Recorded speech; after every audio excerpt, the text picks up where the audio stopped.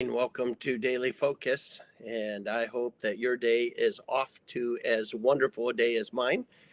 And here enjoying sunny Florida for a couple more hours before jumping on an airplane. But I wanted to dive into Revelation 17. Here we're introduced to the the mother of harlots, the abomination of the whole earth. And it is obviously referring to Babylon, the very seat of all of this false teaching, false doctrine, the center of all of the depravity of man and the absolute intolerance of truth, the absolute embracing of something other than God. It doesn't really matter what false religion, it doesn't really matter what false God, as long as you do not follow the true and living God. And so there's this setting up of alternatives to worshiping God. And so as we look at this chapter, you need to remember that. And there came one of the seven angels which had the seven vials, and talked with me, saying unto me, Come up hither. I will show thee the judgment of the great whore that sitteth upon many waters, with whom the kings of the earth have committed fornication, and the inhabitants of the earth have made drunk with the wine of her fornication. And obviously, this is a picture of spiritual adultery, spiritual fornication, where there is the promotion of giving your affection, your allegiance to something other than God. And the Antichrist sets up a one world government, a one world religious system, a one world economic system, and it is designed to give you an alternative to God.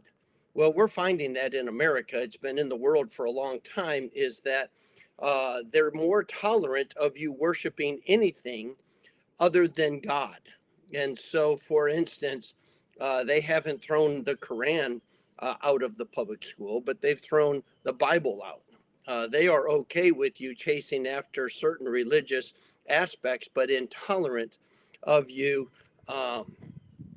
following after the true and living God, preaching salvation through Christ. And so that's kind of what the Antichrist does. And so the kings of the earth give their allegiance to the Antichrist, and the entire world, who has taken the mark to be able to function in this world with no regard of truth, with no regard for God, and absolutely buying into a false teaching and a false religious system. And the very epicenter of all of that is Babylon. And so that's what it's talking about. So he carried me away in the spirit into the wilderness, and I saw a woman sit upon a scarlet colored beast, full of names of blasphemy, having 7 heads and 10 horns. So this is the kings of the world.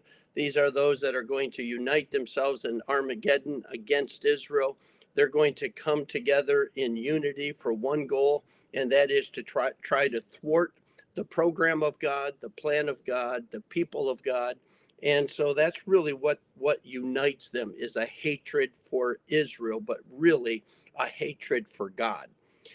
And the woman was arrayed in purple and scarlet color, and decked with gold and precious stones and pearl, a picture of authority, picture of leadership, having gold cup in her hand, full of abominations and filthiness of her fornication. And upon her forehead was the name written, Mystery, Babylon the Great, the mother of harlots and abominations of the earth. And I saw a woman drunken with the blood of the saints, with the blood of the martyrs of Jesus. And when I saw her, I wondered with great admiration. And the angel said unto me, Wherefore didst thou marvel? I will tell thee the mystery of the woman, and of the beast that carrieth her, which hath 7 heads and 10 horns. The beast which thou sawest was and is not, and shall ascend out of the bottomless pit and go into perdition.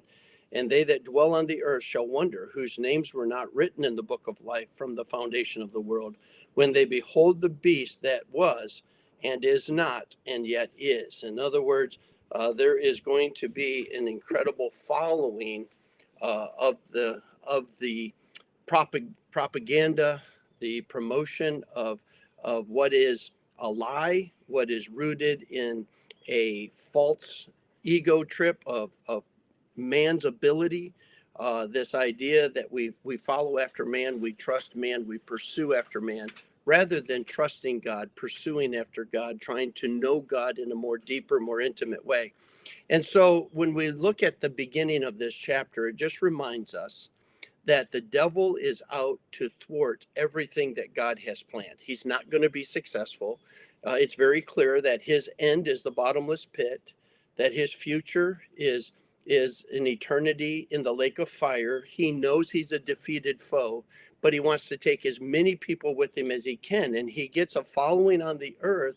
Really, I believe because of fear. In other words, he motivates people to take the mark because they won't be able to buy, sell, get gain. They won't be able to enjoy life the way they did. They won't be able to get food. They won't be able to travel. They won't be able to own property. They won't be able to do the things that makes for normal life. And out of the fear of losing what they have or want, then they will follow after the beast by taking his mark. And that's where there is this worldwide following. But he is guilty of the blood of the saints, the martyrs of Jesus Christ. In other words, those that stayed true to Christ, he has no tolerance for. And the kings of the earth that follow him will have no tolerance for.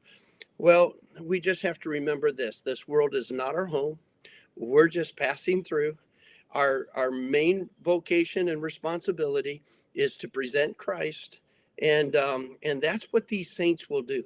Well, what these saints are going to do and die for in the tribulation period is a wonderful expression of the privilege that we have to do the same thing. Now, the cost may not be as high.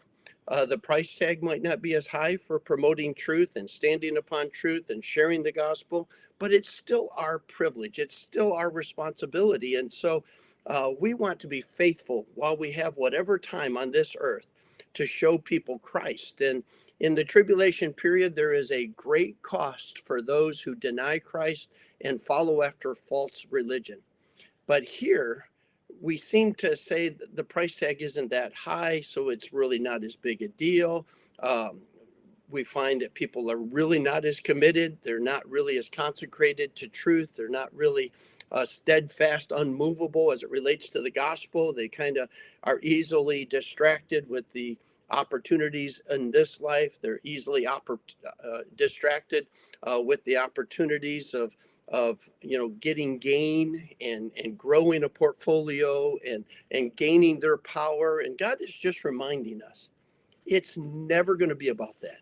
It won't be in this life, and it won't be for eternity. What it really is, now and forever, it is about Jesus Christ. So let's make our day all about him. Let's promote him. Let's share him. Let's live for him. Let's demonstrate how much we love him and how much we appreciate him. And as we do that together as born again believers, we will collectively make an impact of truth in the world who so desperately needs our Savior. I hope you have a great weekend. I look forward to seeing you again on Monday. God bless.